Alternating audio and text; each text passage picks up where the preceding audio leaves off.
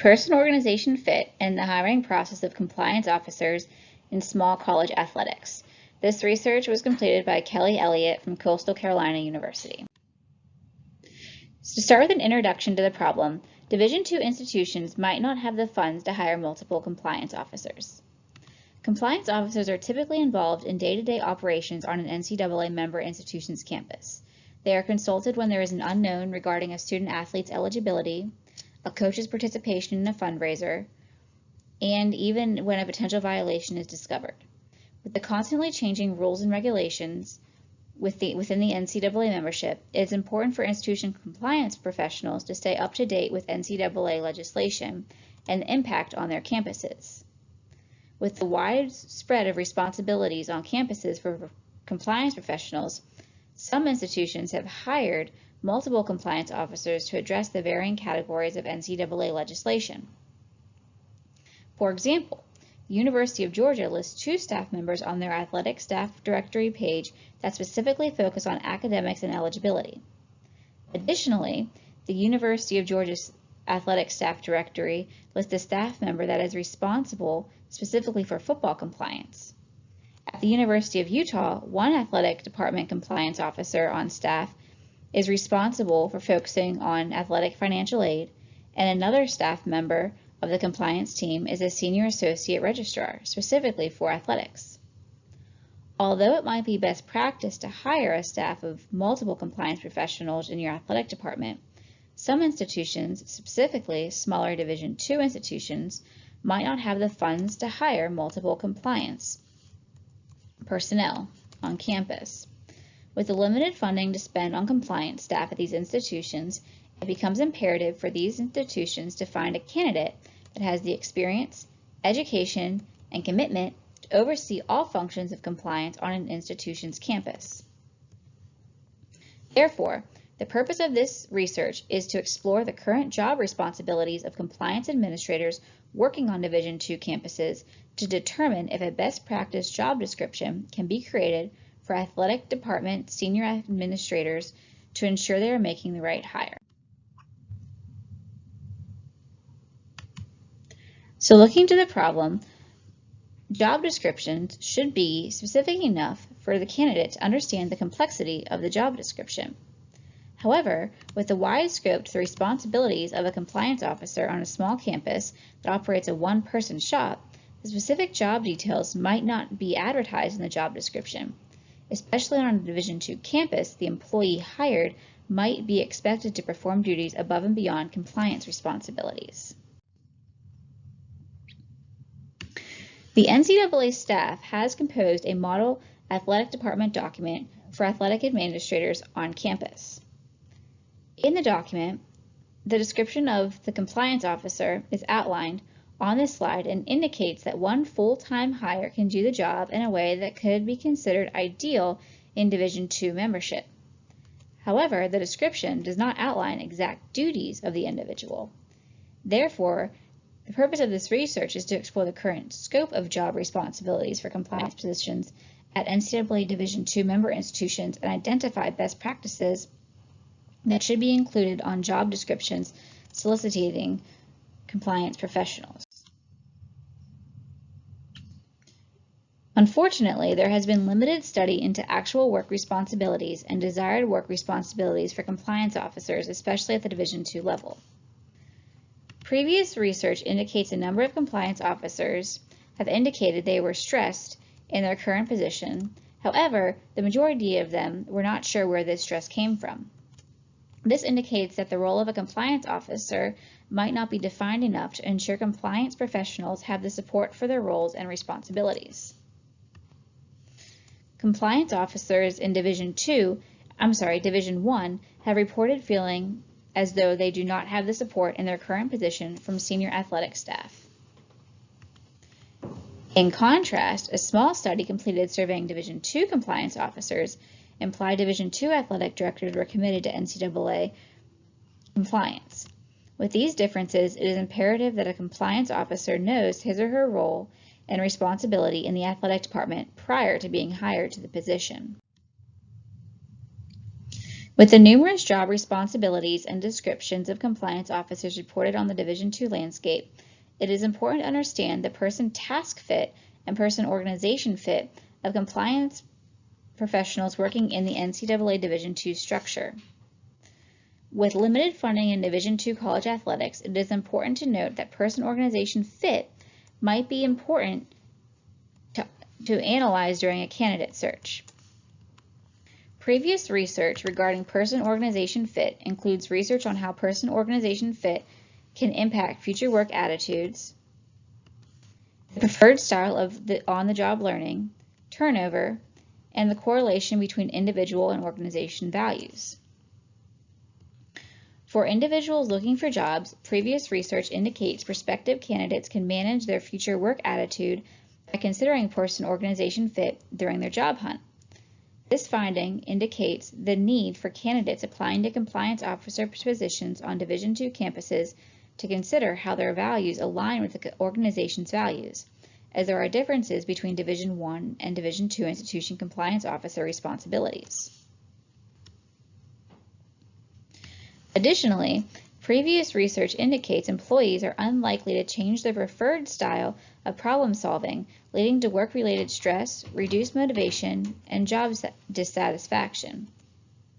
Applying this finding to the compliance officer position on a Division II campus, if an employee is a former Division I compliance officer used to working in groups to solve problems, he or she may be dissatisfied when they need to problem solve on their own on a Division II campus. Additionally, previous research has proposed the importance of considering both the value of the organization and the values of the individual employees and the socialization process into the company when looking at person organization fit. Research on the socialization process has considered new employee performance improvement by establishing high productivity norms in teams and providing newcomers with sufficient social support and material resources. With the limited staff in Division II athletic departments, the social support might not be enough to change the individual values of new employees. Finally, with the differences in values and goals found between Division I and Division II institutions, it is important to note previous research has suggested person organization fit has been found to be a greater influence on the intent to quit compared to person job fit. This research indicates that although a potential employee fits a role of a compliance professional, those hiring at NCAA Division II institutions need to consider person organization fit as well. With previous research noting the importance of identifying person organization fit between looking at only compliance tasks when hiring, the next section will include the methods used to explore the current landscape of jobs for compliance positions at NCAA Division II member institutions. In this study, the researcher first conducted content analysis by collecting data from NCAA Division II athletic department website staff directory pages. From the staff directory pages, data was collected on each compliance professional's education, experiences, and job responsibilities. After data collection, the researchers looked through their data for common themes. The researcher then used the findings from the content analysis to inform questions for a survey that was sent out to all senior level compliance officers and institutions from a sample of 5 Division II NCAA conferences. An electronic survey was distributed to 63 NCAA compliance officers. Email addresses for the compliance officers were obtained from the member institution athletic department websites, and each compliance officer was sent an email invitation containing information about the study and a hyperlink to the online survey. The study contained 16 questions containing open-ended items. Content analysis of the qualitative responses was used to identify themes and patterns within the data. Beginning with the results for website content analysis, in total, the researchers analyzed senior compliance administrator biographies at 389 NCAA Division II institutions. Of the 204 biographies that included the academic background of the compliance administrator, 40 compliance administrators completed degrees in sport management, and 39 compliance administrators completed degrees in business. Of the 176 biographies that indicated the compliance administrator earned a master's degree, 80 compliance administrators completed the master's degree in sport administration. 21 biographies indicated the compliance administrator received a terminal degree. 16 of these earned a Juris Doctorate degree.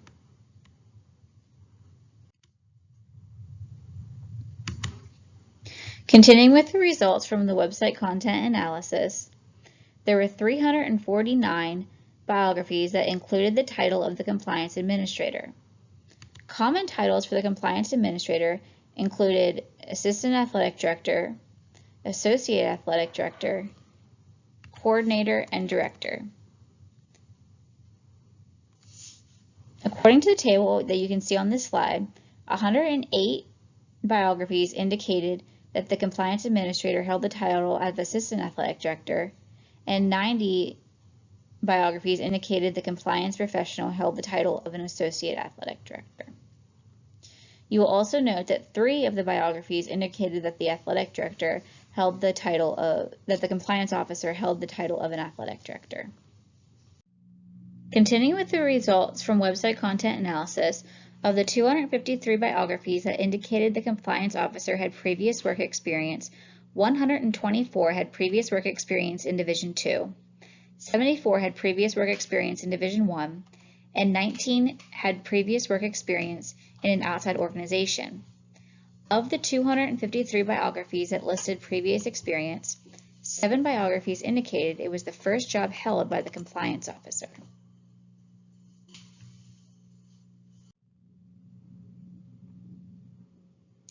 In the results regarding previous work experience, of the compliance administrator biographies analyzed in this study, 109 indicated prior experience in compliance. 49 biographies indicated the compliance administrator was a former head coach. 25 biographies indicated the compliance administrator had prior experience working with student-athlete academics, and 19 were former senior women administrators. The analysis into previous work experience indicated some compliance administrators had experience in other areas of higher education outside the athletic department. 10 compliance administrators had prior experience working in admissions, and 8 had previous experience in the student activities department. Previous experience also included work outside of higher education. 21 biographies indicated the compliance administrator was a previous high school coach, 8 were high school teachers, and 7 were managers of an outside organization.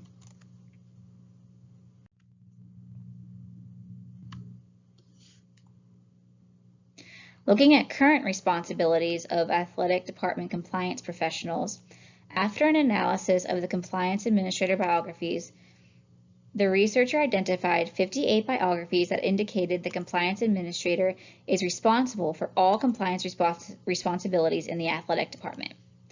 23 compliance administrator biographies indicated the individual is also responsible for overseeing the Student Athlete Advisory Committee. 20 oversee student-athlete academics, and 19 act as a sports supervisor for at least one sport program on campus.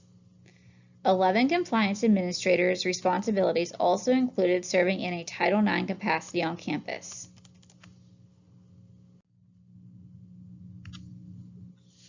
Now I'm going to switch over to the survey results. In total, 15 individuals responded to all open-ended items on the electronic survey. This table shows the current title, years of experience, and highest reported degree earned by each compliance officer. In summary, the titles of the participants included 1 athletic director, 1 senior associate athletic director, 7 associate athletic directors, 5 assistant athletic directors, 1 coordinator, and 1 compliance officer. Additionally, 5 participants had between 1 and 5 years of experience, 3 participants had between 6 and 10 years of experience, 4 participants had 11 to 15 years of experience, and 3 participants had 16 plus years of experience. Looking at the highest degree reported, 2 participants reported earning a doctorate, 10 had their master's, and 3 reported earning their bachelor's. The results of the survey indicated that 80% of respondents reported they felt supported in their current role. For those that responded that they did not feel supported in their current role, the compliance officers reported they felt a lack of support due to the following: a lack of support software, responsibilities outside of compliance operations, and their pay versus their current title and reported job responsibilities. Despite the majority of participants feeling supported in their role, 80% of respondents reported they felt overworked in their current role. The participants reported feeling overworked due to the following: responsibilities outside compliance operations, a small full-time staff, having to be on call at all times due to being the only compliance officer, and stress related to decisions on the job. Of the respondents, 10 participants indicated that they had no assistance helping them with compliance operations on campus. However, no participant indicated having a full-time assistant. With the diverse previous experience, education, and titles given to the compliance administrators analyzed in this study, it is important to note the majority of institutions only designate one individual on staff for compliance. According to NCAA statistics, Division I institutions sponsor on average 19 sport teams in comparison to the average of 16 teams sponsored by NCAA Division II institutions. With the number of responsibilities reported outside of athletics compliance in the biographies, it seems important for job descriptions to include the wide range of responsibilities that go beyond the simple title of compliance officer in the athletic department. Where a compliance officer at a Division I institution might only be responsible for compliance day-to-day, or even one aspect of compliance on a day-to-day basis, it is important job candidates applying to these compliance positions at Division II institutions understand the scope of work needed on these campuses. During the hiring phase, it is important for athletic directors to consider both how the individual meets the requirements of the job description and the context of the job. In the case of a compliance administrator on a Division II campus, person task fit might not be the best indication of long-term success. When hiring a compliance administrator, it might also be crucial for a hiring committee to look at the person organization fit. The person needs to understand the demands of the job working in an NCAA Division II institution. It is likely the job will include the compliance administrator working with other departments on campus, such as admissions or financial aid. Additionally, the compliance administrator might have to serve as a game day supervisor, a task that might feel outside the scope of simply compliance.